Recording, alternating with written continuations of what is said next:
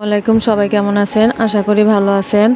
আমার বাবার বাড়িতে গিয়ে কি রান্না করলাম আর খাওয়া দাওয়া করলাম সেটাই আপনাদের সাথে শেয়ার করলাম। দেখতে থাকেন। এটা হলো লিচু গাছ, অনেক লিচু ধরেছে। এটা 12 মাসে আমড়ার গাছ, সারা বছরে আমড়া ধরে। আর একটা মালতার গাছ আছে। মেয়ের জামাই বলে কথা, মোরগ না খাওয়ালে কি হবে? মোরগটা জবাই দেওয়া হয়েছে।